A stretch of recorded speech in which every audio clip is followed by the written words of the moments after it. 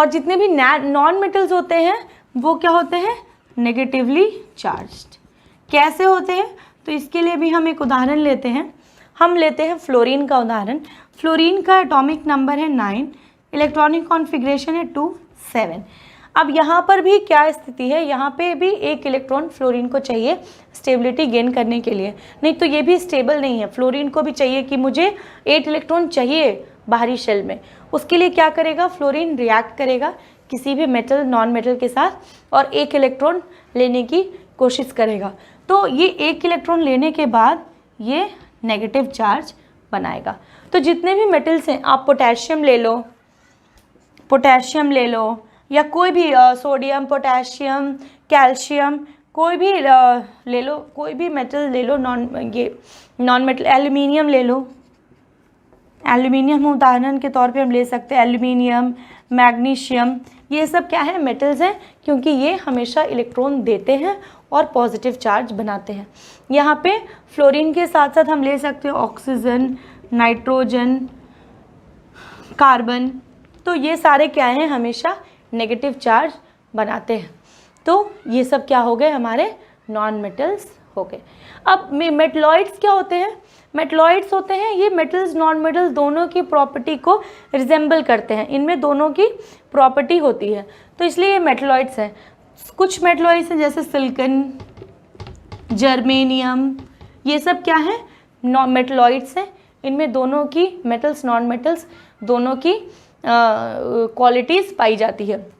Metals क्या है, metals highly conductor of होते हैं हीट एंड इलेक्ट्रिसिटी के। इनमें जब आप हीट और इलेक्ट्रिसिटी देते हो तो ये बहुत इजीली कंडक्ट करते हैं और ये मेलिएबल और डक्टाइल होते हैं। इनको आप पीट के पतले शीट्स में कन्वर्ट कर सकते हैं और इनको खींच के हम लंबे तार में भी कन्वर्ट कर सकते हैं। बट नॉन मेटल्स क्या होते हैं, ये ब्रिटल होते हैं, ये भंगुर होते हैं, ये ईजीली टूट जाते हैं। जब हम इनमें किसी भी तरह का बल प्रयोग करते हैं तो ये छोटे छोटे कणों में विभाजित हो जाते हैं। मेटलॉइड्स क्या होते हैं, मेटलॉइड्स कुछ अमाउंट तक, बहुत ही कम अमाउंट तक हीट इलेक्ट्रिसिटी को पास करते हैं। और मेटल्स के जैसा नहीं कि बहुत ज़्यादा कर लिए, नहीं, इसमें बहुत ही कम अमाउंट में हीट इलेक्ट्रिसिटी पास होती है और ये बहुत ज़्यादा भंगुर और बहुत ज़्यादा स्ट्रॉन्ग भी नहीं होते हैं। तो इसीलिए जो चिप आजकल आपने देखा है कि बहुत सारे डिवाइसेस में चिप यूज़ होता है, वो सिलिकॉन जर्मेनियम का चिप यूज़ होता है। इसी वजह से ट्रांजिस्टर में भी आपने सुना होगा कि मेटलॉइड्स यूज्ड होते हैं ट्रांजिस्टर में, P type transistor, N type transistor, ये अलग अलग चीज़ें हैं। तो ये हमारा हो गया मेटल्स। अब कॉम्पाउंड्स क्या होते हैं, जब कोई भी मेटल नॉन मेटल किसी भी डेफिनेट अमाउंट में, किसी भी डेफिनेट रेशियो प्रोपोर्शन में रिएक्ट करके स्टेबिलिटी अटेन कर लेता है तो उस केस में वो एक कॉम्पाउंड बनाता है। हम छोटा सा एक एग्जांपल लेंगे, मीथेन का ही लेते हैं। मीथेन बहुत ही छोटा कॉम्पाउंड है और इसको समझने में हमें आसानी मिलती है। CH4, तो यहाँ पे 4 हाइड्रोजन है जो कि इस तरह से यहाँ पे अटैच्ड है। अब जब आप इसको देखोगे तो कार्बन का एटॉमिक नंबर है 6 और इलेक्ट्रॉनिक कॉन्फ़िगरेशन है 2, 4। तो कार्बन का है कि ये 4 दे भी सकता है और ले भी सकता है, बट हम ऐसा ज़्यादातर हम यही देखते हैं कि कार्बन ने हमेशा लिया है और शेयर किया है। तो और हाइड्रोजन का एटॉमिक नंबर है 1, तो ये ऐसा है। अब इस केस में आप देखोगे कि हाइड्रोजन 1 और कार्बन यहाँ पे कितना है, कार्बन के एटॉमिक यहाँ पे 4 है। तो ये एक एक हाइड्रोजन क्या करेगा, एक एक कार्बन के एक एक इलेक्ट्रॉन के साथ शेयरिंग करेगा। तो जब ये शेयरिंग करेगा, यहाँ पे एक एक हाइड्रोजन है, एक एक इलेक्ट्रॉन, और कार्बन के हैं 4 इलेक्ट्रॉन। तो ये आपस में शेयर करेगा, शेयर करेगा, शेयर करेगा, शेयर करेगा। तो हाइड्रोजन के लिए भी 2 इलेक्ट्रॉन हो गए शेयरिंग के बाद और कार्बन के भी हो गए शेयरिंग के बाद 8 इलेक्ट्रॉन। तो ये कोवेलेंट बॉन्ड यहाँ पे ये बना रहा है और इसकी वजह से ये एक स्टेबल कॉम्पाउंड है। मीथेन एक स्टेबल कॉम्पाउंड है। अब क्या होता है कि अगर मैं लिखूँ यहाँ पे CH5, क्या ये सही है? नहीं, क्योंकि यहाँ पे सिर्फ 4 हाइड्रोजन ही अटैच हो सकते हैं, 5 हाइड्रोजन अटैच नहीं हो सकते, 6 नहीं हो सकते, 3 नहीं हो सकते, 2 नहीं हो सकते। अंडरस्टूड। तो इस केस में क्या होगा कि सिर्फ 4 ही होंगे। तो इसका ये मतलब है कि हाइड्रोजन और कार्बन दोनों एक प्रोपोर्शन में अटैच्ड हैं, एक प्रॉपर रेशियो में अटैच्ड हैं। उनके जितनी आवश्यकता है उसके हिसाब से दोनों ने आपस में रिएक्शन करके एक कंपाउंड बनाया है। तो ये है हमारा कंपाउंड। इस कार्बन सिर्फ 4 हाइड्रोजन को ही अकोमोडेट कर सकता है।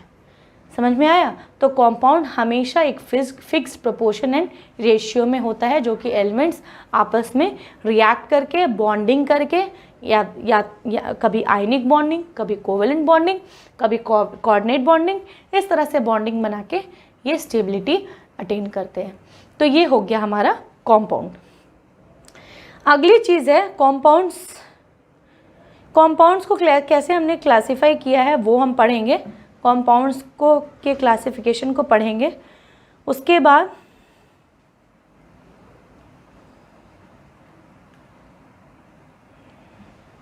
मैटर के प्रॉपर्टीज़ को भी पढ़ेंगे। तो कंपाउंड्स को इसमें हमें ज़्यादा डिटेल में नहीं पढ़ना है, हम बस पढ़ेंगे कंपाउंड्स को हमने कैसे क्लासिफाई किया है, बस क्लासिफिकेशन हमें जानना है। तो कंपाउंड्स को हमने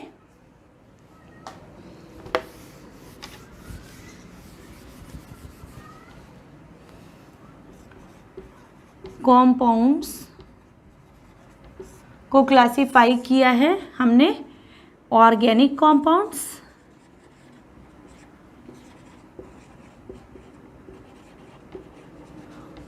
और दूसरा है इनऑर्गेनिक कंपाउंड्स। क्या होता है कि ऑर्गेनिक कंपाउंड्स सिर्फ कार्बन, हाइड्रोजन, ऑक्सीजन से मिलके बना है। ज़्यादातर कंपाउंड कार्बन, हाइड्रोजन, ऑक्सीजन होते हैं। नाइट्रोजन भी हो सकते हैं, बट वो मेन ग्रुप की तरह नहीं, वो फंक्शनल ग्रुप की तरह अटैच्ड होते हैं। नाइट्रोजन भी हम ले सकते हैं। और इसके अलावा जो भी एलिमेंट्स हैं और कंपाउंड्स बना रहे हैं वो हमारे इनऑर्गेनिक कंपाउंड्स के अंतर्गत आते हैं।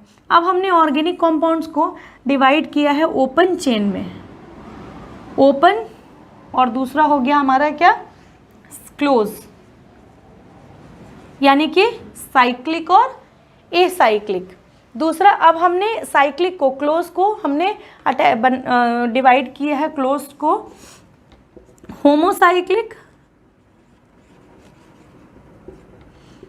और हेट्रोसाइक्लिक में, होमोसाइक्लिक और हेट्रोसाइक्लिक ये हो गए। होमोसाइक्लिक जब ये कार्बन, हाइड्रोजन, ऑक्सीजन, नाइट्रोजन जब एक दूसरे के साथ अटैच करते हैं तो एक चेन में भी कंपाउंड्स बनाते हैं और रिंग में भी बनाते हैं। तो चेन में जब ये बनाएंगे तो ये बनाएंगे CH3, CH2, CH3।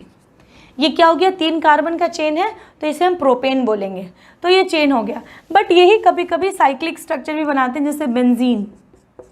बेंजीन यहाँ पे कार्बन है और ये hydrogen, hydrogen, hydrogen, hydrogen, hydrogen, hydrogen, C6H6, ये बेंजीन। तो ये एक साइक्लिक हो गया, यानी कि ओपन ये एंड क्लोज ये। फिर क्लोज को हमने होमोसाइक्लिक एंड हेट्रोसाइक्लिक में डिवाइड किया है। अब होमोसाइक्लिक में alicyclic and aromatic, alicyclic, cyclic and aromatic, alicyclic and aromatic. Aromatic में फिर आ गया हमारा बेंजीनॉइड एंड नॉन बेंजीनॉइड।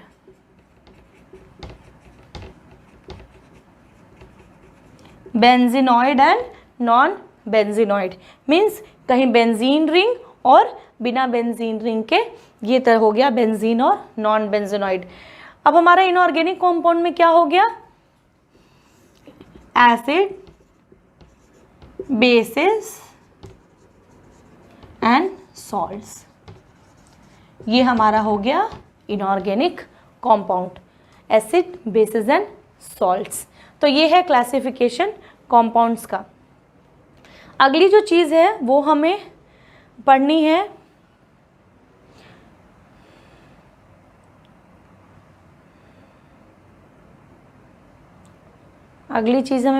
वो है प्रॉपर्टीज ऑफ मैटर। मैटर की जो प्रॉपर्टीज़ है उसको हमने दो तरीके से क्लासिफाई किया है।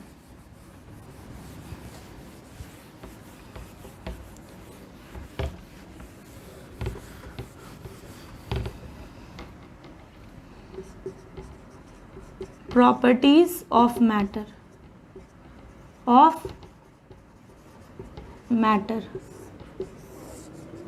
ये हो गया physical properties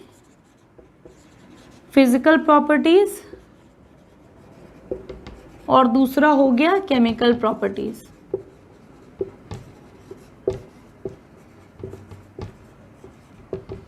physical properties and chemical properties. Physical property क्या होती है कि जब हम किसी कंपाउंड और एलिमेंट को ऑब्जर्व करते हैं, देख के हम उसकी प्रॉपर्टीज को बताते हैं, तो वो हमारा होता है physical property.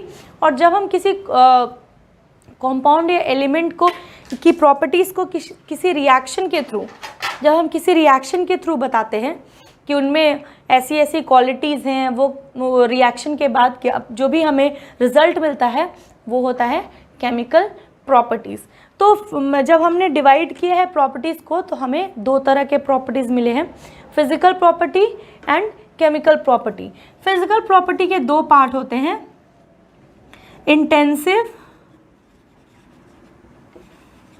Intensive physical property and extensive physical property.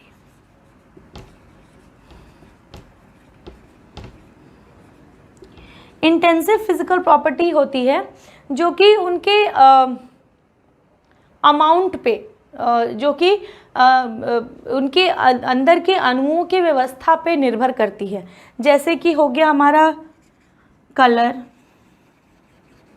Boiling point,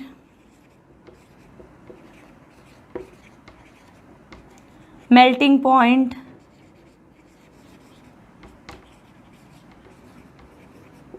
colour, boiling point, melting point and density.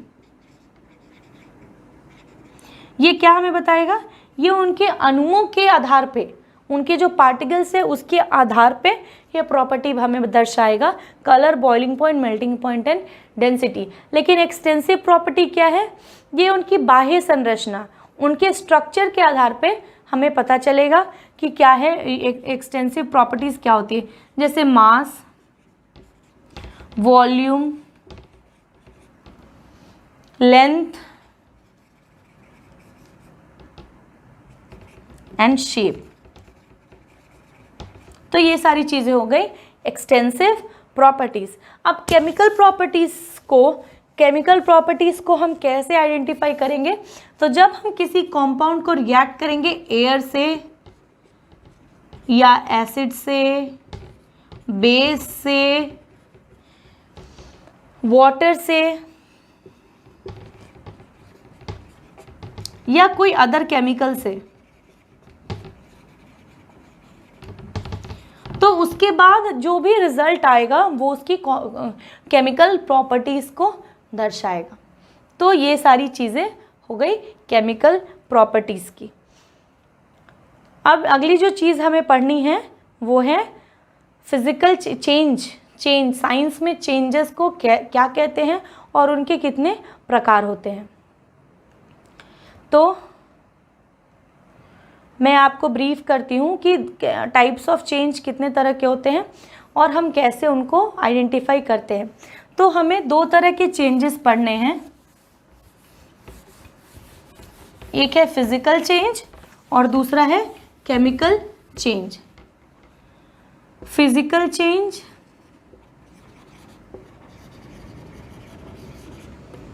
और दूसरा है chemical change.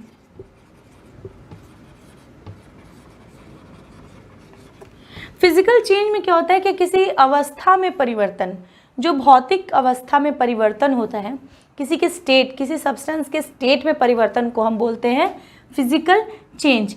Change in state और ओरिजिनल सब्सटेंस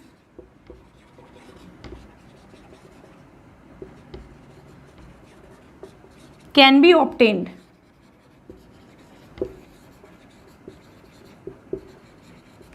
इसमें क्या होता है कि किसी भी सब्सटेंस, किसी भी वस्तु के उसके अवस्था में परिवर्तन को हम कहते हैं, और इसमें जो ओरिजिनल सब्सटेंस है उनको हम वापस से पा सकते हैं। जैसे हम जब पानी को बॉईल करते हैं तो पानी को बॉईल करने के बाद वो भाप बनता है, फिर उसके बाद वो ठंडा होता है और वापस से हमें पानी मिलता है।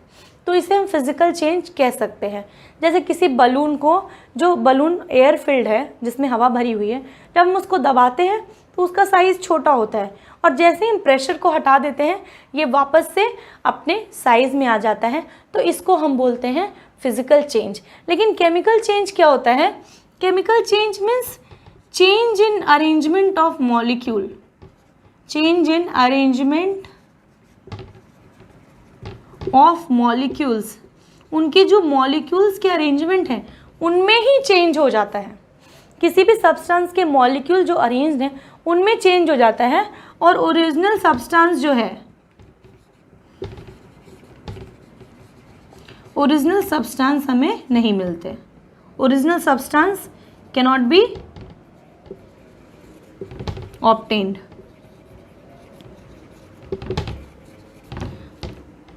तो ये हमारा हो गया, क्या हो गया? ये हमारा original substance cannot be obtained, ये हमारा हो गया केमिकल चेंज। तो जैसे हम एग को कुकिंग ऑफ एग को जब हम बॉईल करते हैं तो एग पहले तो लिक्विड स्टेट में रहता है और फिर ये सॉलिड बन जाता है। बट क्या हम सॉलिड एग को फिर से लिक्विड एग में कन्वर्ट कर सकते हैं? नहीं, क्योंकि उनकी जो इंटरनल स्ट्रक्चर है, अणुओं का जो व्यवस्था है, क्रम है, वो बिल्कुल ही चेंज हो जाता है, और इसीलिए इनको हम टेम्परेरी चेंज बोलते हैं। फिजिकल चेंज को बोलते हैं टेम्परेरी चेंज, और इनको बोलते हैं permanent change. Permanent change, physical changes को बोलते हैं टेम्परेरी चेंज, और केमिकल चेंजेस को बोलते हैं परमानेंट चेंज। तो ये सारी चीज़ें थी जो इस चैप्टर में मैटर एंड इट्स प्रॉपर्टीज़ में हमें पढ़नी थी। मुझे लगता है कि आपको ये सेक्शन समझ आया होगा। अगर आपको कोई भी डाउट हो या कहीं भी किसी तरह का क्वेश्चन पूछना हो तो आप कमेंट करके पूछ सकते हैं। अगले क्लास में हम स्टार्ट करेंगे दूसरा चैप्टर जिसका नाम है लॉ ऑफ केमिकल कॉम्बिनेशन, जिसमें सिर्फ हमें लॉज पढ़ने हैं, किसी भी तरीके का कैलकुलेशन नहीं है, उसमें सिर्फ और सिर्फ हमें लॉ पढ़ने हैं। तो अगली क्लास में हम लॉ ऑफ केमिकल कॉम्बिनेशन जो चैप्टर है वो पढ़ेंगे। Okay, thank you everyone, see you in the next class.